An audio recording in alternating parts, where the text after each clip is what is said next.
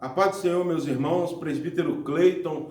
Hoje nós estamos aqui na igreja, no bairro de Lourdes, para gravar a nossa 13ª aula da Escola Bíblica Dominical desse trimestre. O tema da nossa escola é Salmos, uma referência para a vida e adoração do cristão. Nós estamos hoje para gravar aqui, passar para os irmãos, a 13ª aula, a última aula do nosso trimestre, no dia 28 de junho de 2020. Meus irmãos, o tema dessa aula é Orando pela Intervenção Divina, uma revista que vem trazendo aí uma referência muito grande aos Salmos, um ensinamento muito grande aos Salmos.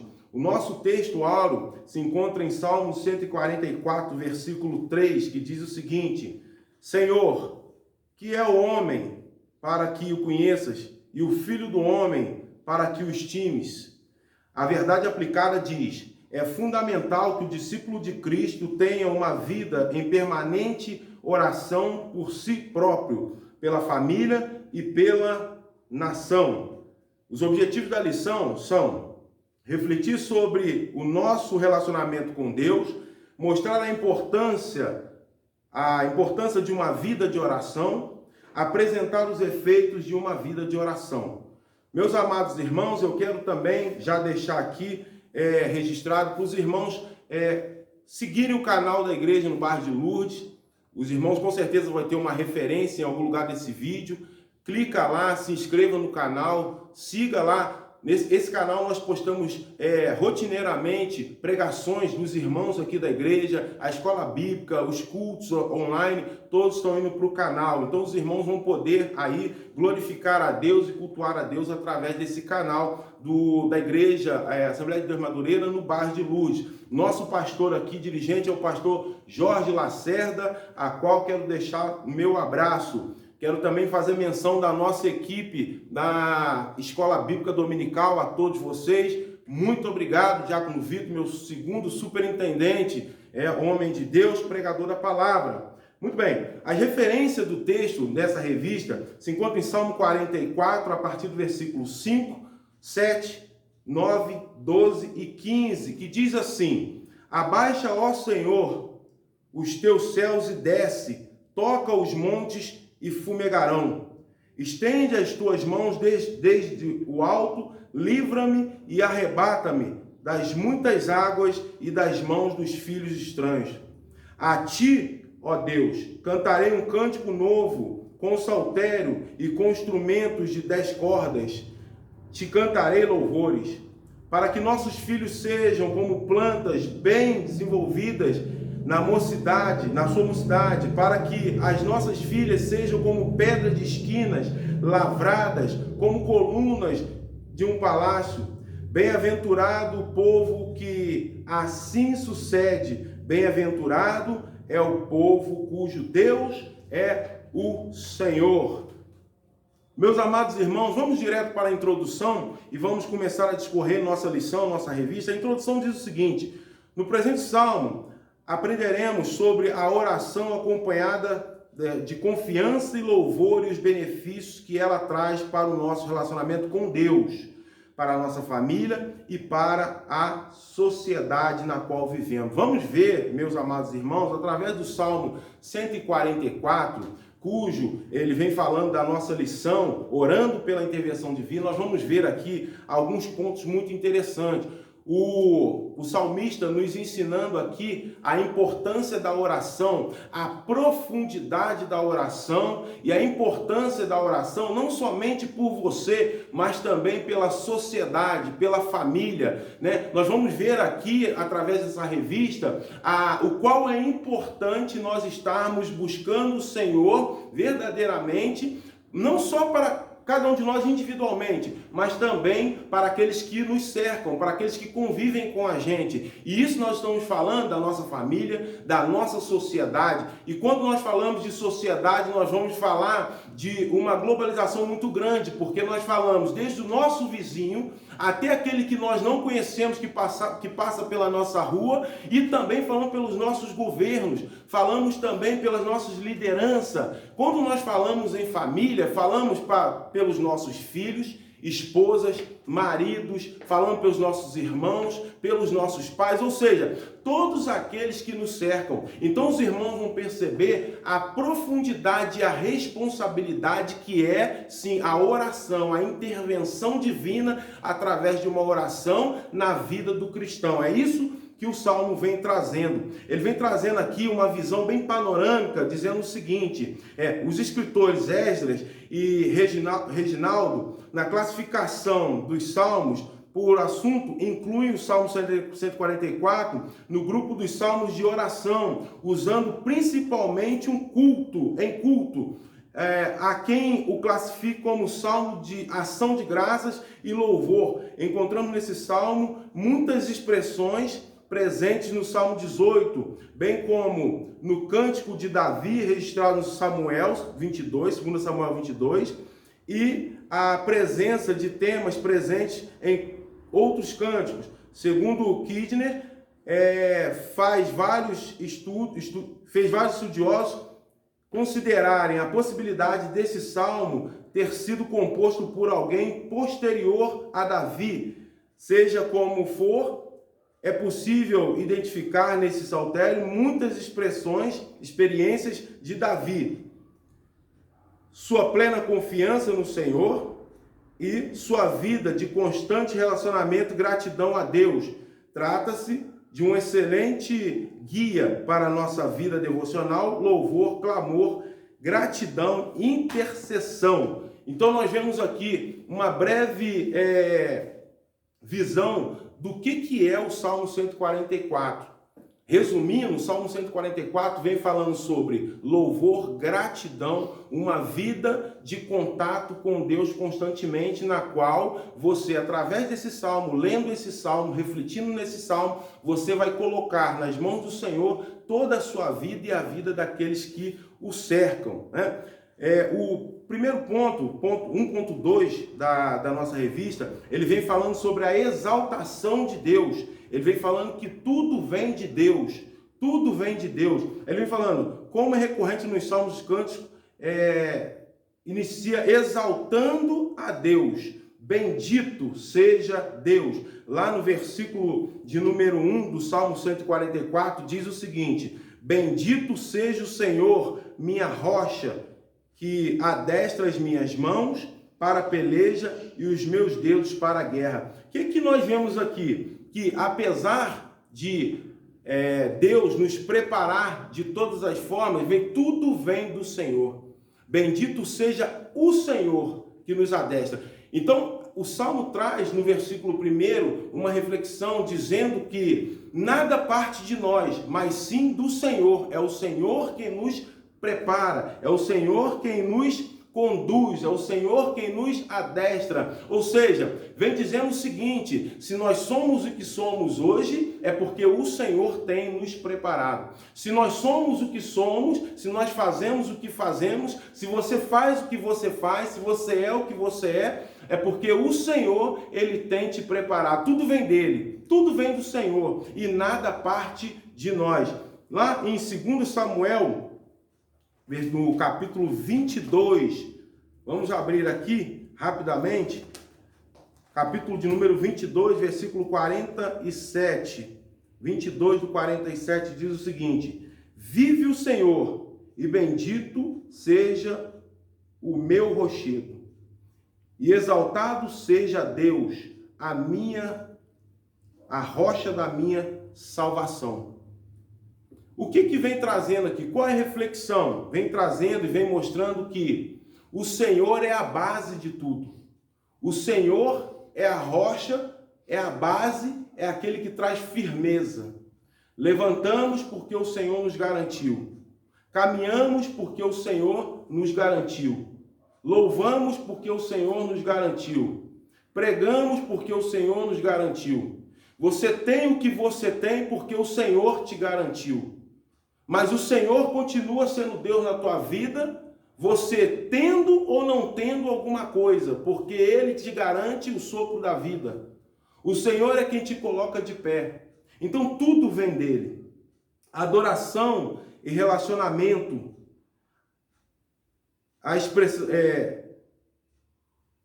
são preciosas lições para os discípulos de Cristo nesses dias tão desafiadores. Não apenas cantar, clamar na hora do perigo, mas relacionamento. É fato que muitas das pessoas procuram a Deus nos momentos de dificuldade.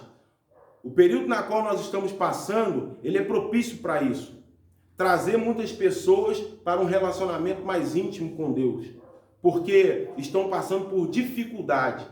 Mas o Salmo 144, ele nos ensina a ter um relacionamento constante com Deus.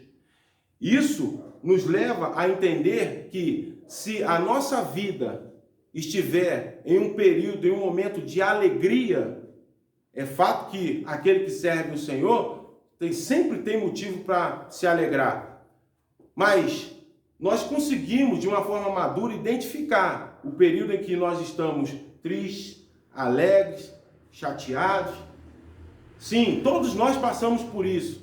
Talvez uma notícia nos deixe chateado, quem nunca ficou? Mas também uma notícia nos deixa alegre, um momento nos deixa alegre. Isso são situações, isso são sentimentos normais na vida de um ser humano. Mas o fato é que, independente de qualquer situação, nós devemos manter um relacionamento constante com o Senhor. A vida de Davi, ela é marcada muito por isso. Porque Davi, desde lá da época da ovelha, na qual ele lutou com o urso e com o leão, ele tinha um relacionamento com o Senhor. Mas na caverna, um relacionamento com o Senhor. Mas na situação, quando Davi se envolve quando Davi se envolve com traições e adultério, ele mantém um relacionamento com o Senhor, se arrepende. Davi, ele busca a humilhação. E ele entende que o relacionamento é constantemente com o Senhor. E o Senhor diz, está aí um homem segundo o meu coração, porque tem um relacionamento constante com o Senhor. O homem é vaidade. Vaidade é aquilo que é vão, ilusório, instável, pouco duradouro. A ideia de instabilidade é reafirmada pela expressão de os seus dias são como sombra. Ou seja, meus amados irmãos, tudo vem do Senhor. E nós somos passageiros. Sem a presença de Deus, nós não somos nada. Com a presença do Senhor, nós somos salvos e garantimos uma morada no céu. Então é importante manter o pensamento firme no Senhor. É importante entender que o Senhor é Deus na nossa vida. No número 2 da lição fala sobre a oração e a graça de Deus, a confiança, a oração e a graça de Deus. A graça de Deus, num contexto de tanta exaltação humana e exagerada exposição de conquistas pessoais, bem como o uso da expressão como determino, meus direitos, entre outros, é importante enfatizarmos que o salmista está bem consciente de que sua segurança e certeza na oração estão baseadas na benignidade, na graça de Deus. Então, ou seja, o momento em que nós vivemos, o tempo em que nós vivemos hoje, nós ouvimos muitas orações nos altares, na igreja, e essas orações, elas vêm recheadas de clichês, dizendo, eu determino, eu quero, o Senhor tem que me dar, o Senhor vai me dar, o Senhor precisa fazer, porque eu tenho direito pelo sangue. Enquanto que, na verdade, tudo é pela graça do Senhor. Tudo é pelo entendimento da graça. Nós não somos merecedores de nada. Andávamos como ovelha desgarrada, até que nós encontramos o caminho da salvação e da verdade. E o Senhor nos fez merecedor de alguma coisa, e principalmente merecedor do céu. Não vamos para o inferno pela misericórdia do Senhor. É por isso que nós não fomos consumidos. Mas se vamos herdar o céu, e eu tenho certeza disso, é pela graça do Senhor. Porque se nós olharmos para nós mesmos, não somos merecedores de nada disso. Não somos merecedores de ter a vida que nós temos, mas o Senhor nos faz merecedor. Efésios capítulo de número 2, do versículo de número 7, ele vem falando um pouquinho sobre o que é a graça. Efésios capítulo número 2, do versículo de número 7 ao 9. Efésios 2, 7 e 9. Diz o seguinte, Efésios capítulo de número 2, muito bem. Diz o seguinte: para mostrar nos séculos vindouros as abundantes riquezas da sua graça, pela sua benignidade para conosco em Cristo Jesus. Porque pela graça sois salvos por meio da fé, e isso não vem de vós, é dom de Deus. Pela graça sois salvos por meio da fé. Tem que ter fé. Tem que ter a fé. Se você não exerce a fé em Deus, se você não exerce a sua crença em Jesus Cristo, que intercede por nós, você não consegue alcançar. Porque a graça do Senhor, ela foi liberada sobre a nossa vida. Porém, para que nós possamos usufruir da graça do Senhor, é necessário que nós exercemos a nossa fé. Sem a nossa fé, nós não vamos conseguir alcançar a graça do Senhor. É por isso, meus amados irmãos, que muitas pessoas entram pela igreja, pelas portas da igreja, sentam, escutam a palavra do Senhor, saem daqui até com um pensamento diferente, mas com pouco tempo já estão retornando para o caminho que estava antes, porque faltou força na fé. Porque quem sustenta é a palavra do Senhor. Mas, para que a gente possa ser sustentado pela palavra, nós precisamos ter fé, acreditar. É fato, meus amados irmãos, e é triste dizer isso, mas muitas pessoas do nosso meio evangélico hoje estão dentro das igrejas por qualquer motivo. Estão dentro da igreja por qualquer motivo, mas infelizmente não é ganhar o céu como herança. Infelizmente. Várias pessoas fazem parte de grupos evangélicos, de igrejas evangélicas, porque recebeu a bênção de um carro, porque recebeu a bênção de uma casa, de um casamento, de uma saúde, a porta de emprego. E essas pessoas estão aqui em gratidão a Deus, porque o Senhor abriu a porta, mas não acreditam que vão herdar o céu como herança. E isso é preocupante e isso é triste, porque quando for chegado o grande dia, essas pessoas correm grande risco de não subir e encontrar com Jesus nas nuvens. Porque estão o tempo todo na igreja, não porque acreditam na salvação, mas sim porque estão aqui, porque ganharam alguma coisa, porque uma porta abriu, e estão aqui na esperança de que outras portas irão abrir. Reflete você aí na sua vida.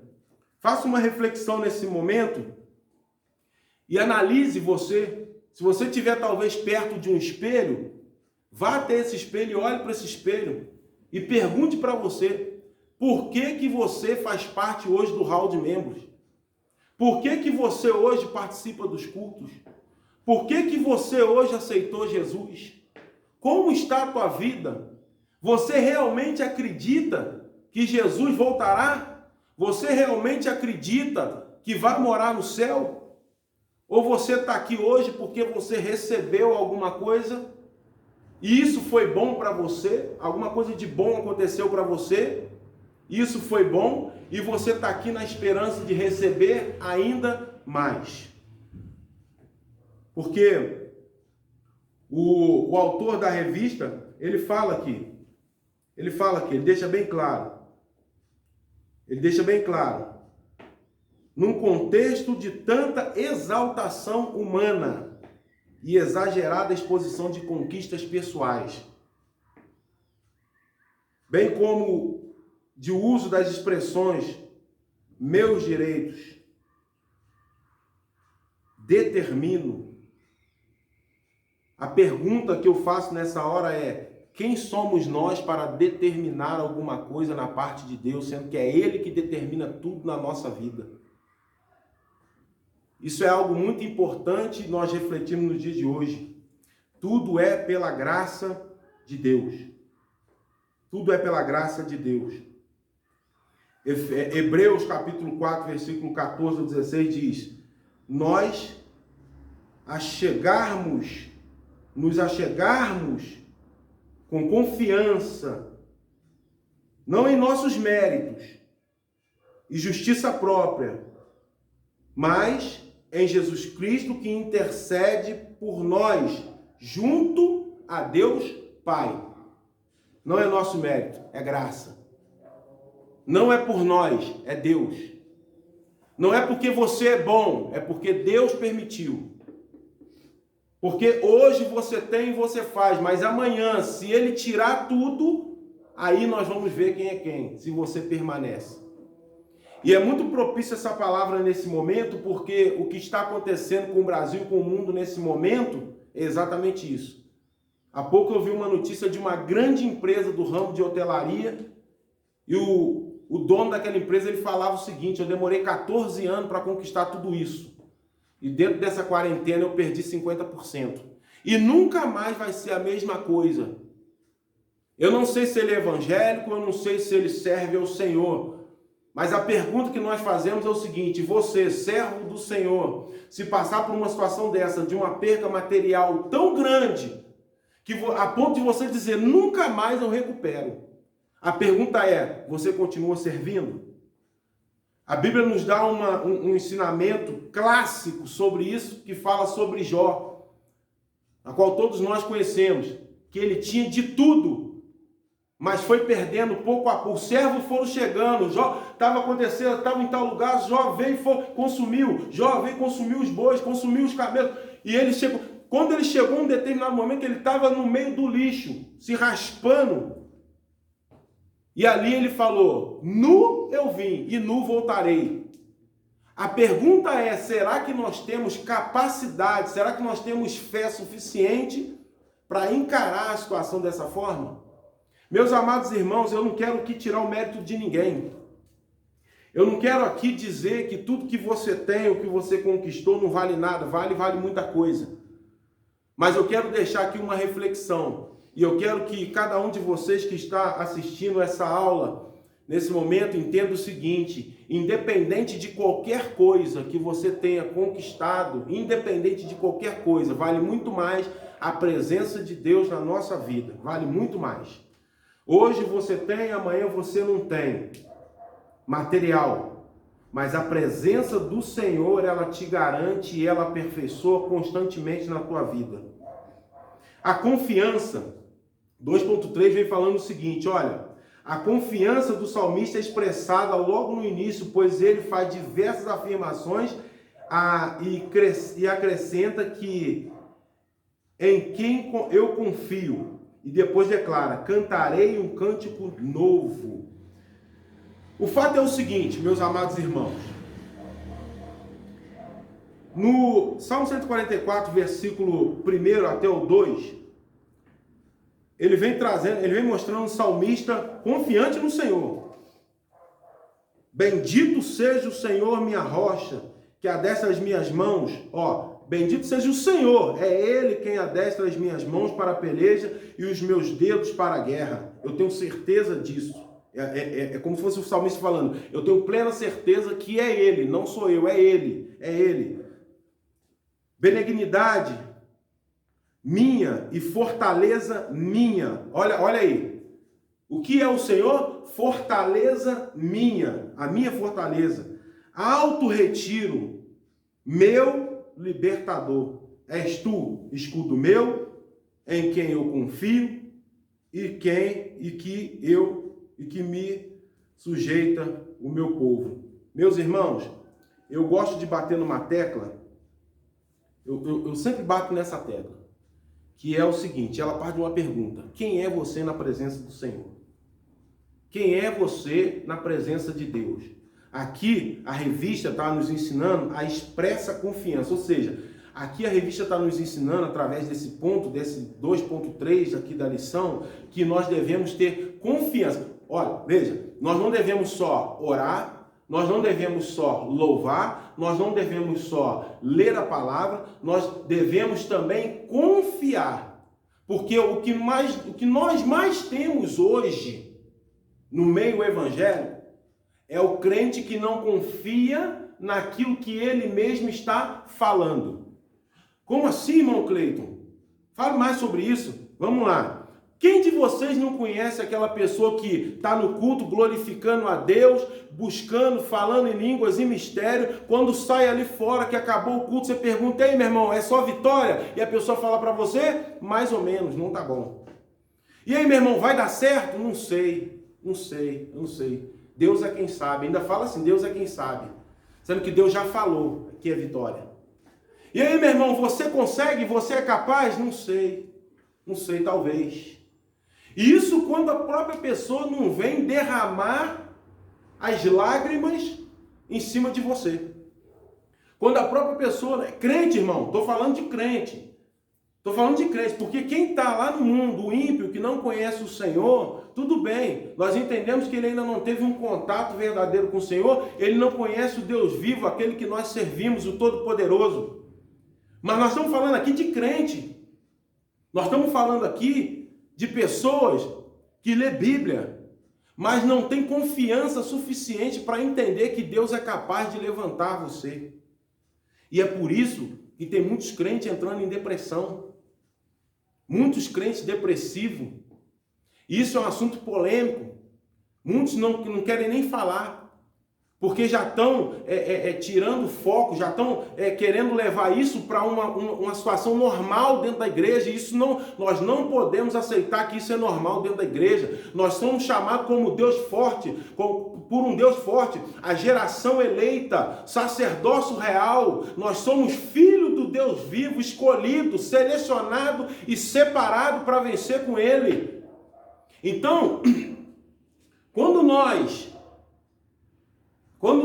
assumimos uma fraqueza em confiar no Senhor, nós não estamos falando de nós não, irmãos. Não adianta você se colocar na situação de vítima não, porque nós representamos o céu na terra. Nós somos testemunho do Deus vivo na qual nós servimos. Como assim, irmão Cleito? Sim, deixa eu te explicar. As pessoas aí fora, elas passam, olham pra gente e falam assim: lá vai um servo do Senhor. As pessoas olham pra gente e falam o seguinte: ali vai aquele que serve o Senhor. Ali vai aquele que confia no Senhor. Então, meu amigo, por mais que esteja doendo, apresente uma situação de vitória, apresente uma palavra de ânimo, apresente uma palavra de confiança no Senhor. É importante nós pararmos com essa situação de vitimismo.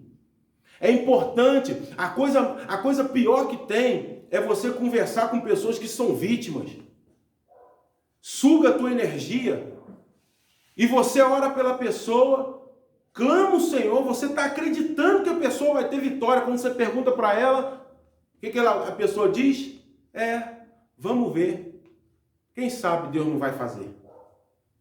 E aí você pensa assim: Jesus, será que não adiantou?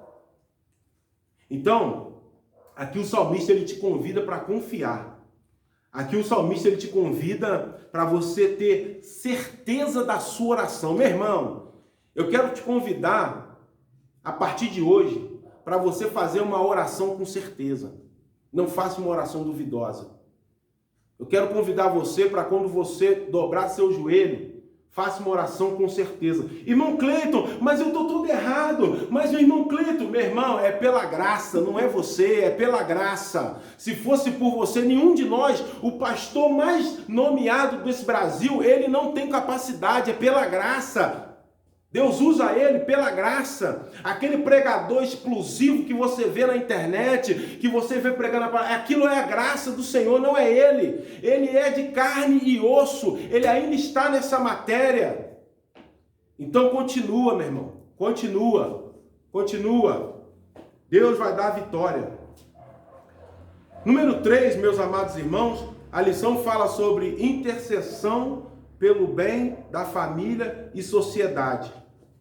Eu achei muito interessante essa parte da lição, a número 3, porque vem falando, aqui se os irmãos buscarem, vem falando de uma profundidade na qual muitas pessoas não têm costume de entender.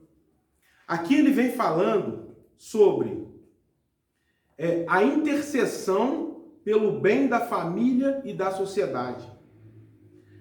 Lá no versículo 13, 12, 13, 14, 15, ele vem dizendo o seguinte, lá no Salmo 144, ele vem a partir do 12 até o 15, ele vem dizendo assim, para que os nossos filhos sejam como plantas bem desenvolvidos na sua mocidade, para que as nossas filhas sejam como pedras de esquinas lavradas, como colunas de um palácio.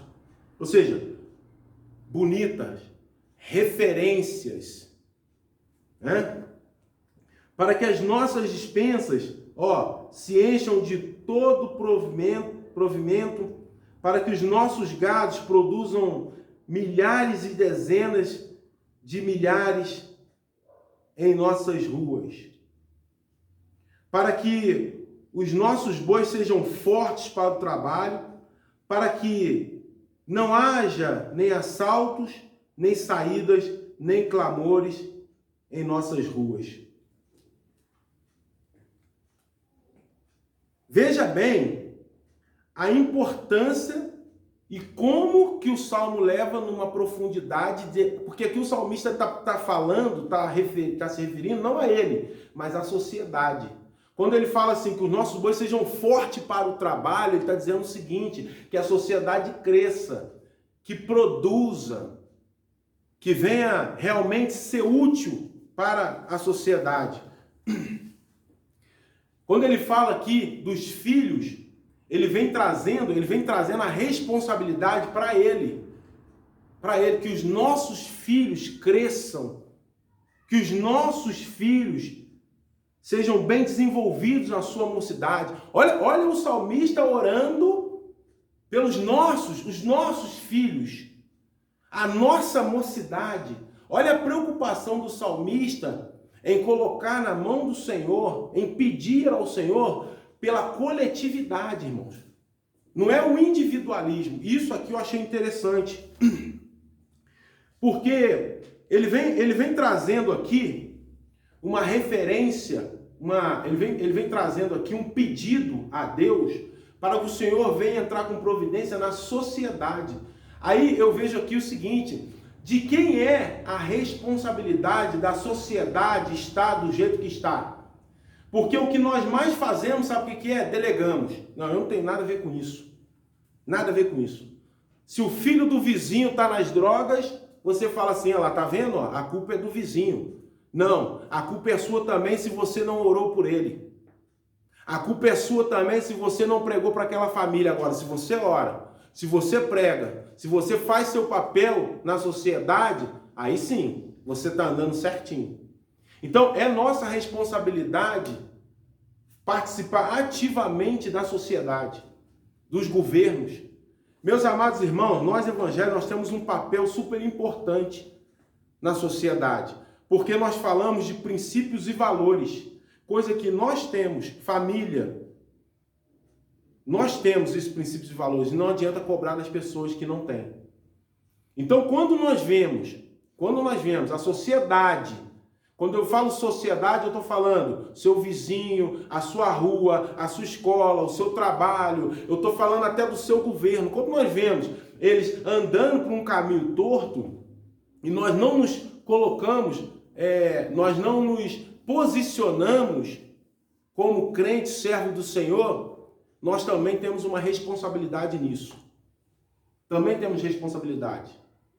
Porque quanto maior o número de pessoas, servos do Senhor, na nossa rua, na nossa família, na nossa sociedade, menos problema nós vamos ter. Assim nós entendemos. Então, o salmista mostra aqui que a responsabilidade primeiro é nossa. Não adianta eu querer que o vizinho esteja bem, que o vizinho mude, não adianta eu querer que o governo mude, se eu particularmente não mudei ainda e não tomei minha postura. Não adianta. Isso vem falar de caráter. Isso vem falar de princípios e valores. Não adianta eu querer uma rua limpa se eu, como crente servo do Senhor, ainda jogo papel de bala na rua, eu ainda jogo como se nada tivesse acontecendo. Mas, irmão Cleito, presbítero Cleito, o que isso tem a ver? Isso tem a ver com conduta e postura, bem-estar social. Se você não zela por isso, não adianta querer que outra pessoa zela. A grande diferença está aí, meus amados irmãos. Sabe o que nós mais fazemos? Delegamos. A culpa não é minha, a culpa é do prefeito. A culpa não é minha, a culpa é do pastor. A culpa não é minha, a culpa é daquela família que tem lá no final da rua. A culpa não é minha, a culpa é do meu pai. A culpa não é minha, a culpa é do meu filho. Eu fiz a minha parte, a culpa é de todo mundo, só a culpa só não é nossa. Enquanto que se nós olharmos no espelho, nós vamos ver que existe muita coisa para mudar na nossa vida. Então o salmista ele vem trazendo aqui, né, nesses versículos, 144, do 12 ao 15, ele vem trazendo uma reflexão de como nós devemos nos portar Primeiro, eu tenho que fazer a minha parte, para depois eu querer cobrar alguma coisa. Primeiro a minha parte, para depois eu querer cobrar alguma coisa. O salmista, 3.3, olha só o que ele fala. Ele fala o seguinte, o salmista menciona nossas ruas e o povo. Ele pede a bênção de Deus, não apenas para si e família, mas também para a sociedade. Não é meu umbigo. Senhor, salva meu filho. Senhor, salva minha esposa. Senhor, salva meu marido. Senhor, salva o meu. Senhor, salva o meu. Senhor, faz para mim. Senhor, me dá. Senhor, para mim. Senhor, minha igreja. Senhor, minha. Não. Aqui ele vem trazendo o seguinte: você também vai ter que abrir essa oração aí e começar a pedir para a sua sociedade. É extremamente importante.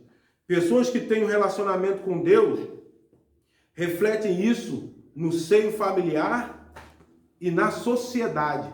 Notar que Deus enfatiza que Abraão iria ensinar seus filhos, mesmo sendo cativo. O povo de Deus deveria trabalhar para o bem da cidade. Por isso, a importância de fortalecermos nossas famílias, pois compõem a base da sociedade. Nossos compromissos como discípulos de Cristo incluem nosso viver em nossa sociedade. É extremamente importante. Como servo do Senhor, nós entendemos que nós estamos diretamente ligados na base da sociedade. Estamos aqui para fazer diferença. A conclusão diz o seguinte, irmãos: além de ser grande e transcendente, Deus está atento ao clamor dos que nele confiam e esperam. Podemos assim apresentar a Ele nossas inquietações e aflições, certo da vitória. E nossas responsabilidades como servo de Deus, interceder e procurar o bem da família e da sociedade. Meus amados irmãos, que essa revista, que essa lição, encerrando agora, que ela venha trazer uma reflexão da nossa vida perante a sociedade, da nossa vida perante a nossa família. Entenda, na sua casa, se tem alguém lá que ainda não é servo do Senhor, a responsabilidade não é do pastor da igreja ir lá. A responsabilidade é sua, se adequar, pregar, dar testemunho para que você venha ganhar essa pessoa. Ah, irmão Cleito, mas essa pessoa brigou comigo. Você precisa se adequar. Você precisa entender o momento. Às vezes o momento não é falar. Às vezes o momento não é brigar. Às vezes o momento é só você se portar como crente. Ficar quieto e deixar que aquela pessoa observe a sua vida com atitude. Eu costumo dizer o seguinte: não adianta você chegar lá com uma Bíblia desse tamanho debaixo do braço, falar que é servo do Senhor, que agora a tua vida mudou, e no primeiro momento que você tem, você é uma oportunidade, você briga, você grita, você xinga. Pode ter certeza de uma coisa: essa pessoa que ainda não é servo do Senhor está observando a sua vida, está observando aquilo que você está fazendo. E é difícil e é muito triste a gente ouvir isso, mas talvez aquela pessoa que você tanto ama ainda não aceitou Jesus por causa da sua conduta, porque ele está observando. No dia de domingo, você é muito crente, Mas durante a semana, você é um pavio curto demais. Na primeira oportunidade que tem, a sua boca sai um palavrão. E aí, daí a pouco, você quer fazer uma oração. Então, primeiro você precisa cuidar da sua vida, realmente achar o caminho que você quer, né? E aí sim, você começar a fazer a diferença